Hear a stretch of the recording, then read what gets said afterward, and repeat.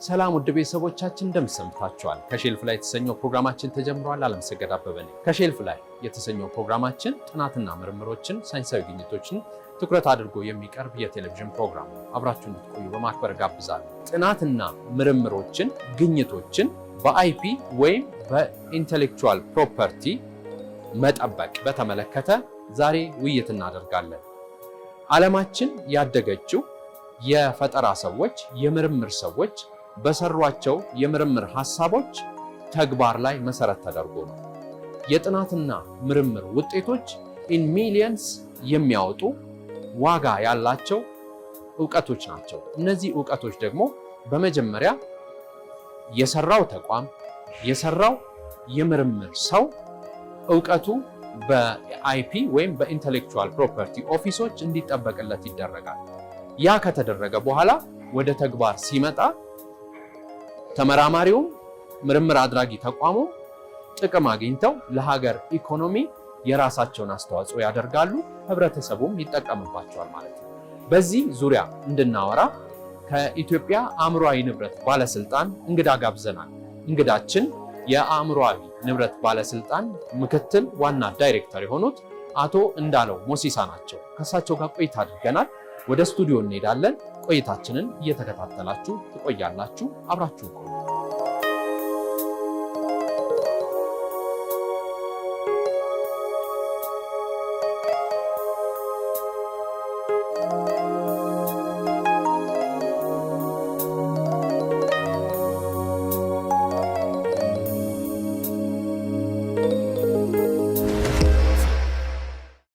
ውድ ጊዜያቸውን ሰጥተው እናንተ ውድ ቤተሰቦቼን አክብረው ዛሬ ስቱዲዮ ተገኝተዋል። እንኳን ደህና መጡ። እንኳን ደህና ቆያችሁ። ስለጋበዛችሁኝም በጣም ደስ ብሎኛል። አመሰግናለሁ። በጣም የተገናኘንበትም የባዮና ኢመርጂንግ ቴክኖሎጂ ኢንስቲትዩት ወደ 33 የሚሆኑ የምርምር ውጤቶቹን በአይፒ ወይም በኢትዮጵያ ኢንተሌክቹዋል ፕሮፐርቲ ባለስልጣን አስመዝግቧል። ያስመዘገበው ዕለት ላስት ይርም ተገኝቻለሁ። ዚህ ሲር ከእርሱ ጋር የተገናኘ ነው። ጥሩ ጊዜ ነበረ። ብዙ አስተማሪ ነገሮች አሉ፣ ለሌሎች ብዙ ምሳሌዎች የሚሰጡ ነገሮች ላይ ነበር የተገናኘ ነውና እንደው እስቲ ይህችን የተወሰነ እንደ ሀሳብ ይንገሩንና ርዕሰ ጉዳይ አድርገን የተነሳንባቸው ደግሞ ሌሎች ጥያቄዎች አሉ። በጣም ጥሩ ነው እንዳልከው አሁን የአእምሯዊ ንብረትን ጥበቃን አስፈላጊነት የምርምር ተቋሞቻችን በጣም እየተረዱ ነው። እንዳልከው አእምሯዊ ንብረትና ጥናትና ምርምር R&D የምንለው በፍጹም ለያዩ የማይችሉ አብሮ የሚጓዙ የተቀናጁ ስራዎች ናቸው። እንዳልከው ባለፈው ከዚህ ውስጥ ብዙ የምርምር ተቋማት አሁን ከኛ ጋር እየሰሩ ነው። እንዳልከው የባዮና ኢመርጂንግ ኢንስቲትዩትም ብዙ የምርምር ስራዎችን ሰርተው አፕላይድ ሪሰርቾች አሏቸው። ከዛ ውስጥ ወደ 33 የሚሆኑ ፓተንቶችን አስመዝግበዋል ማለት ነው። ይህንን ስናነሳ ለምንድን ነው ጥናትና ምርምር አሁን አስፈላጊነቱ የጎላ የሚለውን ትንሽ ማንሳት ያስፈልጋል። ምክንያቱም ጉዳዩ ከአጀንዳ በላይ ነው። የሀገር ጉዳይ ስለሆነ ነው። አሁን የምንገኝበት ዘመን ዓለም ወደ እውቀት ኢኮኖሚ እየተሸጋገረበት ያለ ዘመን ነው የምንገኝበት ዘመን። የእውቀት ኢኮኖሚ ማለት ደግሞ ነገሮች ሁሉ በቴክኖሎጂ ሀገር የምትለማው ባላት የተፈጥሮ ሀብት ብዛት ብቻ ሳይሆን ያንን የተፈጥሮ ሀብት ወደ ልማት በቀየረች መጠን እየሆነ የመጣበትና ዓለም በዛ መልክ እያሰበች ያለበት ጊዜ ላይ እንገኛለን። ኢትዮጵያን ራሱ ብትወስዳት ዲጂታል 2030 ፕሮግራም ይዛ እየተንቀሳቀሰች ነው። እኛም የዓለም አካል ነን ማለት ነው። ስለዚህ የእውቀት ሀብት ስናነሳ ስለ ቴክኖሎጂ ነው የምናነሳው። ስለ ቴክኖሎጂ ስናነሳ ደግሞ የቴክኖሎጂ የጀርባ አጥንት የሆነው ፈጠራ አለ ማለት ነው። ስለ ፈጠራ ስናነሳ ደግሞ ፈጠራ የሰው ልጅ የአእምሮ ውጤት ነው። የሰው ልጅ አእምሮ ውጤት ማለት ደግሞ በጥናትና ምርምር የሚመጣ የሰው ልጅ አእምሮ ውጤት ነው ማለት ነው። ስለዚህ ሳይንቲስቶቻችን፣ ምሁሮቻችን፣ የፈጠራ ባለቤቶች በፈጠራ የሚሰሯቸው የአእምሮ ውጤት ሀብት እንዲሆን የአእምሮዊ ንብረት ይመዘግባል ማለት ነው።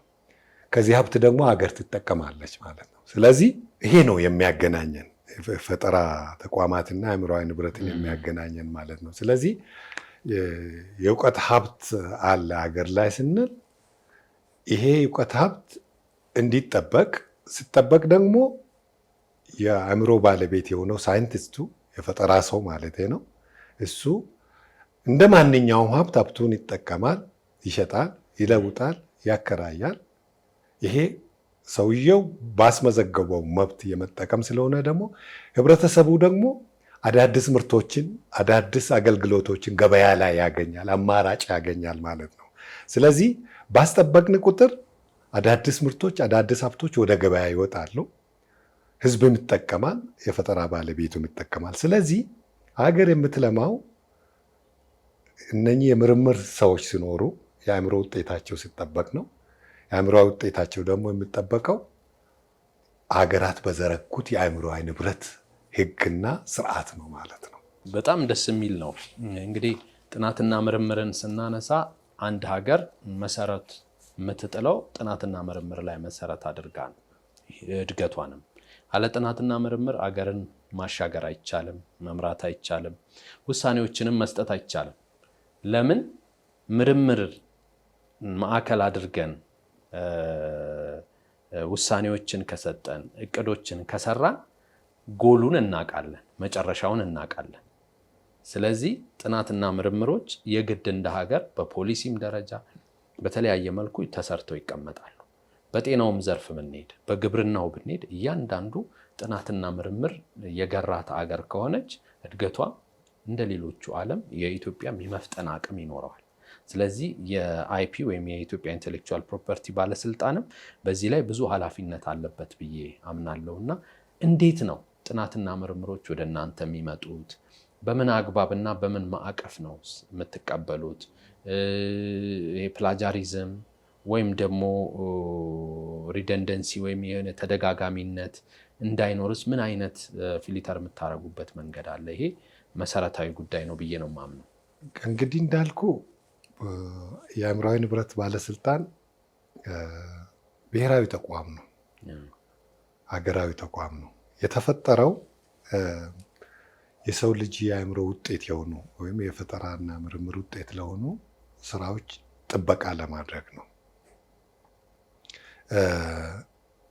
ምክንያቱም በዚህ ዓለም ላይ እስካሁን ፈጠራ የሰው ልጅ የአእምሮ ውጤት ነው ተብሎ ስለሚጠበቅ አንዳንድ ሰዎች ኤአይም ይፈጥራል ይላሉ፣ ግን ጥበቃ አያገኝም። ምክንያቱም የሰው ልጅ አእምሮ ውጤት ስላልሆነ ሰውኛ ባህሪ ስለሌለው። ስለዚህ የሚጠበቀው የሰው ልጅ የአእምሮ ውጤት ነው እስካሁን ባለን ህግ ማለት ነው። ስለዚህ አሁን ሶስት ነገሮች ላይ እየሰራን እንገኛለን። አንደኛው የፓተንት ጥበቃ ላይ ነው። የጥናትና ምርምር ውጤቶችን፣ ፈጠራዎችን አዲስነት ያላቸው ቴክኒካዊ ብቃት ያላቸውና ችግር ፈቺ የሆኑ ፈጠራዎች እነኚህን ኳሊቲ የሚያሟሉ ፈጠራዎች በምርምር ውጤት ሲገኙ አንድም የምርምር ተቋሙ ፓብሊሽ ያደርጋል በራሱ፣ እኛ ጋ ደግሞ በፓተንት ሀብትነቱን ያስመዘግባል ማለት ነው። ሁለተኛው በንግድ ምልክት ነው። የንግድ ምልክትም ፈጠራ ነው። ሎጎዎች አብስትራክት አላቸው፣ የራሳቸው ይፈጠራሉ። እነኚህ ያው የአንድን ሰው ምርት ወይም አገልግሎት ከሌላው ሰው የሚለዩ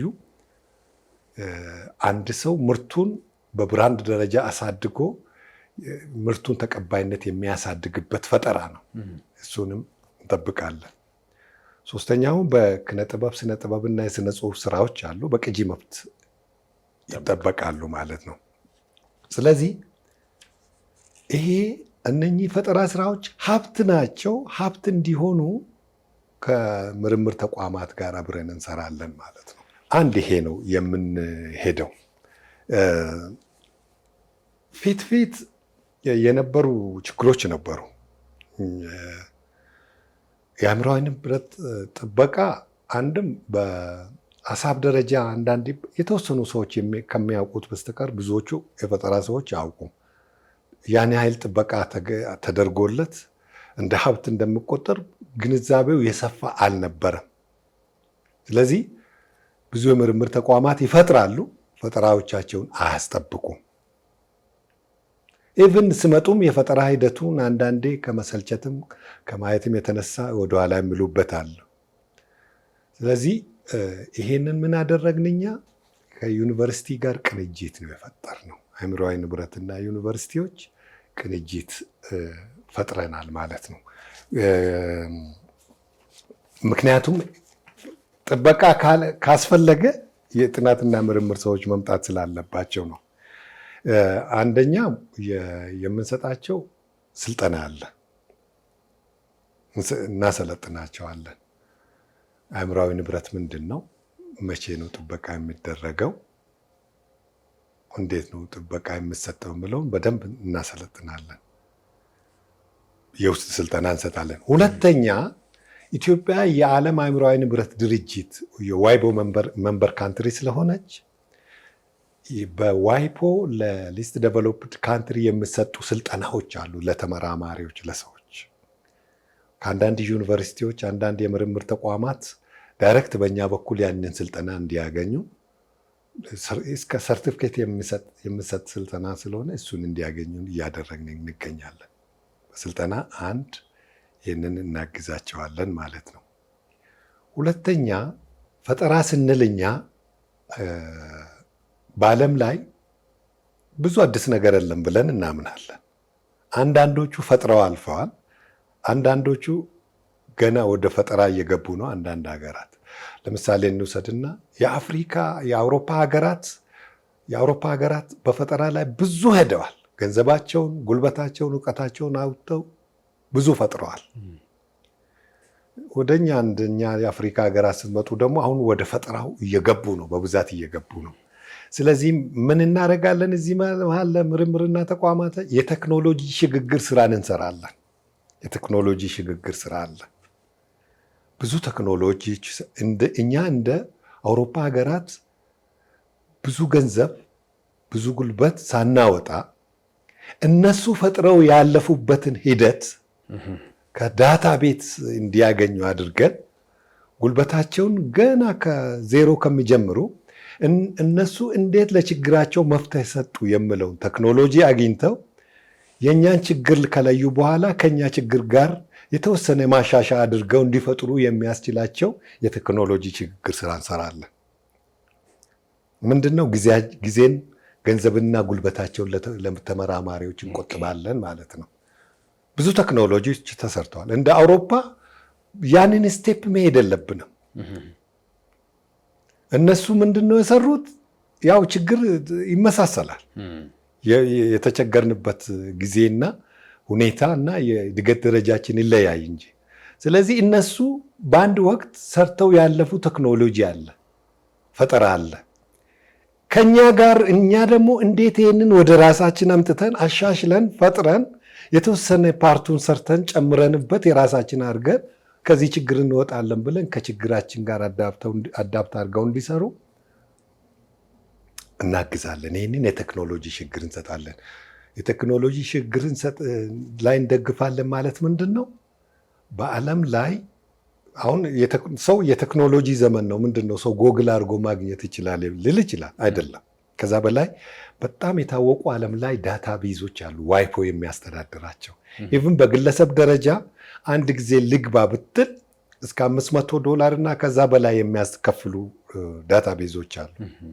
ይሄንን ዳታ ቤዝ በእኛ በኩል የምርምር ተቋማት ሲያገኙ በራሳቸው ዩዘርኔም እና ፓስወርድ እንዲገቡ ዋይፖ ማኔጅ እንዲያደርግና ያንን አይተው የፈለጉትን ወደ ራሳችን እንዲያመጡ የሚያስደርጋለ ማለት ነው። ሁለተኛው በቴክኖሎጂ ችግር እንረዳለን ስንል ይሄ ነው። እዚሁ ስር ደግሞ የምርምር ተቋማት የራሳቸው አይፒ ፖሊሲ እንዲኖራቸው እንሰራለን። የራሳቸው አይፒ ፖሊሲ ማለት ምንድን ነው? የምርምር ተቋማት አብዛኞቹ የመንግስት ዩኒቨርሲቲዎች አሉ፣ የመንግስት የምርምር ተቋማት አሉ፣ አልፎ አልፎ የግልም አሉ። እዚህ ውስጥ የተለያዩ የፈጠራ ሰዎች አሉ፣ ሳይንቲስቶች አሉ፣ ተቀጥረው የሚሰሩ አሉ፣ አብረው የሚሰሩ አሉ፣ የመንግስት በጀት ተመድቦ እዛ ስር ውስጥ የሚሰሩ አሉ። ፈጠራ ሲባል መብት ስለሆነ ግጭት እንዳይፈጠር አይፒ ፖሊሲ፣ የተቋማዊ አይፒ ፖሊሲ ሞዴል እንሰጣቸዋለን። እዚህ ተቋም ውስጥ ፈጠራ ሲፈጠር ተቋሙ ምን ያገኛል? እዛ ውስጥ ያሉ ፈጠራ ውስጥ የገቡ ሰዎች ምን ያገኛሉ? በምን ሂደት ነው? ማን ነው የፈጠራው ባለቤት ሊሆን የሚችለው የሚለው ግጭት እንዳይነሳ ማኔጅ የሚያደርጉበት ፖሊሲ ይኖራቸዋል ማለት ነው። ስለዚህ ምርምርን ስናስብ ተመራማሪው ይፈጥራል። ያው አንዳንድ ጊዜ በቋንቋችን ምን የሚባል አለ?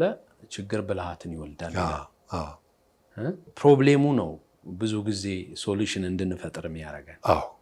ስለዚህ ሶሉሽን የፈጠረው ሰውዬ ግን ወይም ተቋም ግን ወይም የሪሰርች ማዕከል ግን ለዛ ለከፈለው ዋጋ እንደ ተቋም በዚህ አሁን በፈጠራችሁለት የአይፒ ፖሊሲ ፕላትፎርም ላይ መሄዱ እናንተ ጋር ሲመጣ በቀላሉ እንዲያገኝ ይሄ ፓተንቱን እንዲያገኝ የማድረግ አቅም አለው ወደሚለው ነገር ያስኬደናል ማለት ነው። አዎ ፈጠራ ምንድነው? ለአንድ ለተፈጠረ ችግር ሳይንሳዊ መፍትሄ መስጠት ማለት ነው። እንዳልከው ሳይንሳዊ መፍትሄ ለፈጠረው ችግር ሳይንሳዊ የሆነ መፍትሄ። ያ ፈጠራ ዝም ብሎ ፈጠራ ሳይሆን አዲስነት ሊኖረው ይገባል። ቴክኒካዊ ብቃት ሊኖረው። አዲስ ማለት ፓተንት ላይ ለምሳሌ ፓተንት የሚያስመዘግብ ሰው በጣም ሬር ነው። እንደ ዓለም አዲስ የሆነ ፈጠራ ማለት ነው። አነስተኛ ፈጠራ ወይም ዩቲሊቲ ሞዴል ከሆነ እንደ ኢትዮጵያ አዲስ የሆነ ነው። ግን ፓተንት ነው አሁን በጣም እንትን የሆነ እያለ እንደ ዓለም ነው። ስለዚህ አዲስነቱ ነው። ሌላው ቴክኒካዊ ብቃቱ ነው። ቴክኒካዊ ብቃት ማለት በዛ ዘርፍ እውቀት ያለው ሰው ይህን እውቀት ያለው ሰው በቀላሉ የማይረዳው ከሱ በላይ የሆነ የተጨመረበት ነገር ያለ መሆኑን የሚያሳይ ማለት ነው። ሶስተኛ ደግሞ ችግር ፈቺነቱ ነው። በግብርና ዘርፍ ይሁን በማዕድን ዘርፍ ይሁን በእንስሳት እርባታ ይሁን በተለያዩ ዘርፎች ገብቶ አንድን ችግር ለአንድ ለተፈጠረ ችግር ላለ ችግር ሳይንሳዊ መፍትሄ መስጠት ይችላል ወይስ አይችልም ተብሎ ነው ፓተንት የሚሰጠው። እነኚህ ማሟላት አለበት ማለት ነው። አሁን እዚሁ ጋር አያይዘን እዚህ ጋር ለምሳሌ ሁለት የምርምር ማዕከሎች አሉ። አንድ ኬዝ ላይ ምርምር ይሰራሉ። ሁለቱም አይፒ ኢንተሌክቹዋል ፕሮፐርቲ ኦፊስ መጥተው ቢያቀርቡ እንዴት ነው የሚስተናገዱት? ተመሳሳይ ነው ሶሉሽን የሰጡት። ነገር ግን ሁለቱም የየራሳቸው መንገድ ተከትለዋል። የሚፈለገው ውጤት ተመሳሳይ ነው። የሚፈታው ችግር ተመሳሳይ ነው። ነገር ግን የሄዱበት የየራሳቸው መንገድ ቢኖራቸውና ቢያቀርቡ እዚህ ጋር የእንትን ጉዳይ አለ ወይ ወይስ በየመስካቸው ፓተንት ይደረጋሉ? አዎ አንዳንድ ጊዜ እንደዚህ አይነት ነገሮች ያጋጥማሉ። ሲያጋጥሙ ምንድነው ቅድመ መብት የሚባል ነገር አለ። ቅድመ መብት ማለት እኛ አሁን የምንመዘግበው አይፓስ የሚባል ሲስተም አለ፣ ኢንተሌክቹዋል ፕሮፐርቲ አውቶሜሽን ሲስተም። እዛ ሲስተም ላይ ሲገባ ቀድሞ የገባው ሁለተኛ ሲመጣ ሲስተሙ ራሱ ይተፋዋል። ይሄ ፈጠራ አለ ብሎ ያሳይሃል። ስለዚህ አሁን ምንድነው ተመሳሳይ ፈጠራዎች በምርምር ተቋሞቻችን እንዳይፈጠሩ እናግዛለን፣ እንመክራለን፣ የምክር አገልግሎትም እንሰጣለን። ግን እንደዚህ አይነት ነገሮች ሲመጡ ቀድሞ የመጣው የቅድመ መብት ያገኛል ማለት ነው፣ ቀድሞ የተመዘገበው። ስለዚህ ሁለተኛ የመጣው ተመሳሳይ ከሆነ አይመዘገብም ማለት ነው። ምክንያቱም በአንድ ሀገር ውስጥ ሁለት ተመሳሳይ ፈጠራ ሊኖር መብት ላይ ያገኝት ለሁለት ሰው መብት ሊሰጠው ስለማይችል፣ ስለዚህ ምንድነው አሜንድመንት እንዲያደርግ ይደረጋል። በዚህ ይሄ ስላለ ብቻ ለአንተ ደግሞ ምን አዲስ ነገር በዚህ ላይ አዳርገሃል የሆነ ተጨማሪ ነገር አዳርገ ካልመጣ በዚህማ አለ ተመዝግቧል። የአዲስ ፈጠራ አዲስነት የምትለው ትይዘዋለች ማለት ነው። ቅድመ መብት ያገኝ። ስለዚህ አሁን ቴክኖሎጂ ሽግግር ላይ አሁን ከውጭ የሚመጡ ቴክኖሎጂዎች አሉ። እነዚህ የቴክኖሎጂ ሽግግሮች ኮንቴክስቹዋላይዝድ ተደርገው ነው እንደ ሀገራችን ነባራዊ ሁኔታ ሆኖ ካልመጡ እዚህ ፓተንትን ሊደረጉ የሚችሉበት አጋጣሚ ለምሳሌ ኮፒ አታደረግ። ለምሳሌ እንውሰድ ሊፍትን እንውሰድ።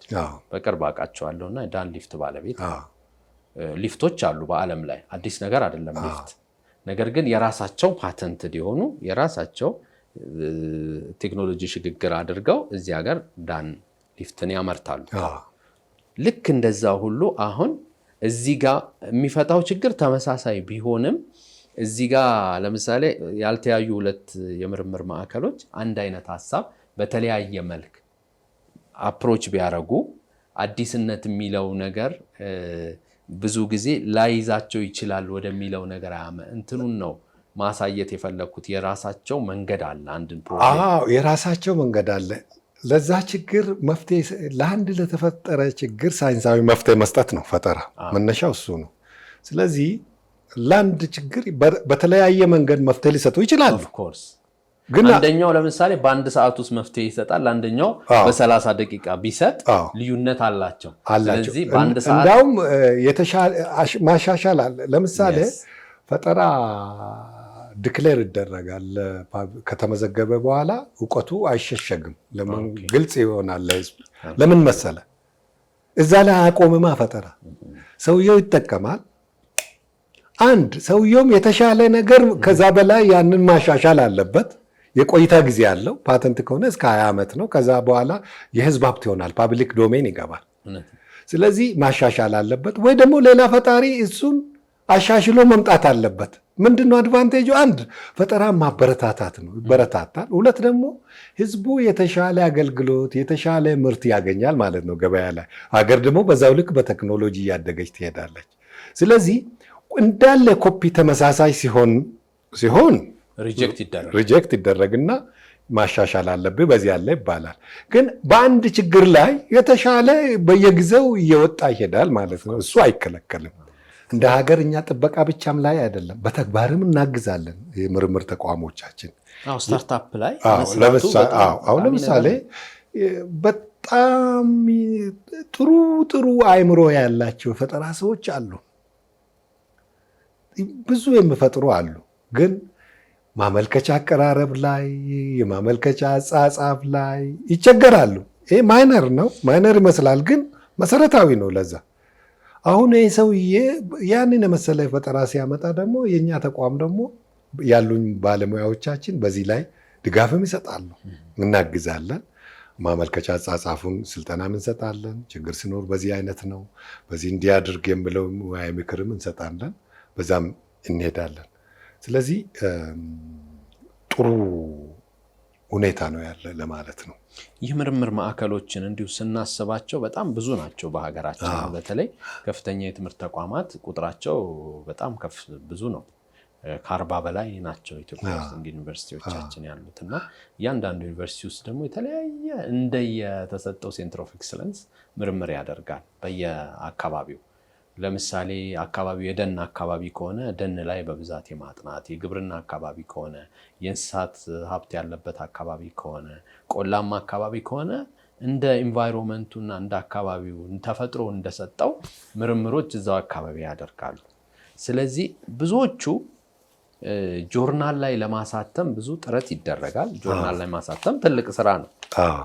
ምርምሮች ጆርናል ላይ መታተማቸው እውቀት ለዓለም ሁሉ እያበረከትን ነው፣ ይህን ያክል አቅም ገንብተናል ነው። ነገር ግን ምርምሮች በተቋም ደረጃ በተለይ በትልልቅ ተቋማት ደረጃ በአይፒ መመዝገባቸው በጆርናሉ ላይ ከመመዝገቡ በፊት ቢሆን የሚል ስሜት አለኝ እኔ።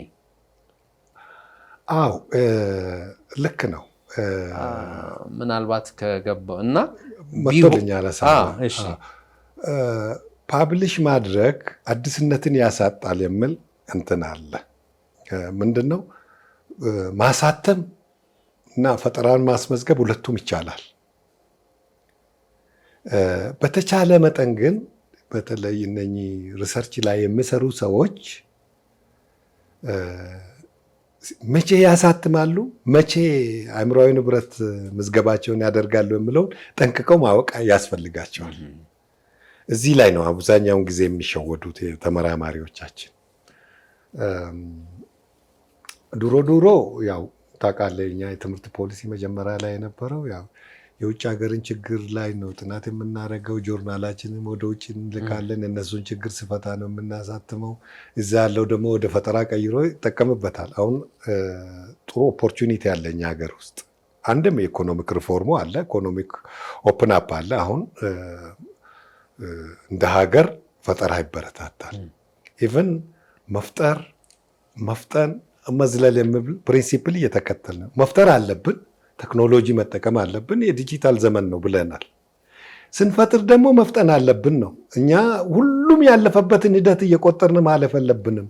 ከጊዜው ጋር መራመድ ስላለብን ሳይንቲስቶቻችን የቴክኖሎጂዎችን ድሮ የነበሩ ቴክኖሎጂውን የቴክኖሎጂ ሽግግርን በመጠቀም ውድድር ውስጥ መግባት አለባቸው ነው። አንዳንዴ መዝለልም የግድ የዛሬ አውሮፓኖች የሄዱበትን መንገድ ሳይሆን ቻይና፣ ኮሪያ፣ ጃፓን የሄዱበትን መንገድ አንዳንዶቹ ደግሞ የኢንዱስትሪ አብዮት ሳያካሂዱ ዘለው የመጡ መዝለልም አለብን ነው። አንዳንዴ ኢንፎርሜሽን አብዮት ሳናካሂድ ወደ ዲጂታል ኢኮኖሚ ሁሉ ወደ ዲጂታል አስተሳሰብ ሁሉ ዓለም የእውቀት ዘመን ስለሆነች አሁን ሀብት የምፈጠረው በዛ ስለሆነ መፍጠን አለብን፣ ችግር ውስጥ ነን። ስለዚህ እንዳልከው ደግሞ የግድ ያንን ሂደት ሳይሆን ዘለንም መምጣት አለብን ብለን ነው። ለዚህ ምቹ ሁኔታዎች ተፈጥረዋል። አንድ የህግ ማሻሻያዎች ተደርገዋል ሀገራችን ላይ ታውቃለህ። እኛም የአእምሯዊ ንብረት ህግ ማሻሻያ ብዙ አድርገናል። ሁሉንም ያሉትን ሪሰንት ያሉ የአእምሯዊ ንብረት ልማቶችን እድገቶችን ታሳቢ ያደረገ ህግ ማሻሻያዎች እየተደረገ ነው። የኢትዮጵያ መንግስትም ዓለም አቀፍ ህጎችንም እያጸደቀ ነው። ፓሪስን አጽድቆልናል፣ ማድሪድ ጸድቋል። አሁን ወደ ፒሲቲ እየሄድን ነው፣ ወደ ሌሎችም እየሄድን ነው። ይሄ ምንድን ነው? ፈጠራ ቴክኖሎጂን የመቀበል ጉጉቱ ምቹ ሁኔታው አለ። ቀላል አይደለም። ኢትዮጵያ የስታርታፕ አዋጅን ቅድም ያነሳውን ብትወስድ በቃ ቴክኖሎጂዎች እንዲበረታቱ፣ ስታርታፖች ፈጠራዎች እንዲያድጉ የማድረግ ሁኔታውም አለ። ኢቭን ከዛ ውጭ የፋይናንስ ተቋማትም ፈጠራን እንደ ኮላተራል አስይዘው እንዲበደሩ ህግ ሁሉ ወጥቷል። እኛ ሀገር ትንሽ ተግባራዊ መደረጉ አንዳንድ ጊዜ ሌትሊ አሁን ይሄንበትም ቢሆን አሉ ማለት ነው። ስለዚህ ምንድን ነው ፈጠራ ሰዎችን የሚያበረታታ ነገር አለ። አንድ እሱ ማወቅ ነው። ሁለት ግን መቼ ነው ፓብሊሽ የሚያደርጉ መቼ ነው ደግሞ የሚያስመዘግቡ የሚለውን ጠንቅቀው ማወቅ አለባቸው። ምክንያቱም ሀብት ነው። ጊዜያቸውን ጉልበታቸውንና እውቀታቸውን አውጥተዋል። እንግዲህ ውይይታችን በጣም ደስ ይላል። ሳምንት ብንቀጥልበት ደስ ይለኛል። እንግዲህ ውይይቱ ሰፋ ያለ ስለሆነ ጉዳዩም ደግሞ ሰፋ ስለሚል በሁለት ክፍል ለማዘጋጀት ተገደናል። ውድ ቤተሰቦቼም እንግዲህ ሳምንት እንገናኝ ነው የምለው። የዛሬ ፕሮግራም እንግዳ የኢትዮጵያ አእምሯዊ ንብረት ጽሕፈት ቤት ባለስልጣን ምክትል ዋና ዳይሬክተር የሆኑት አቶ እንዳለው ሞሲሳ ነበሩ። ከእሳቸው ጋር ቆይታ አደረግን። ሳምንት ሁለተኛውን ክፍል ትከታተላላችሁ። አብራችሁን ስለነበራችሁ ግን ከልብ አድርጌ አመሰግናለሁ።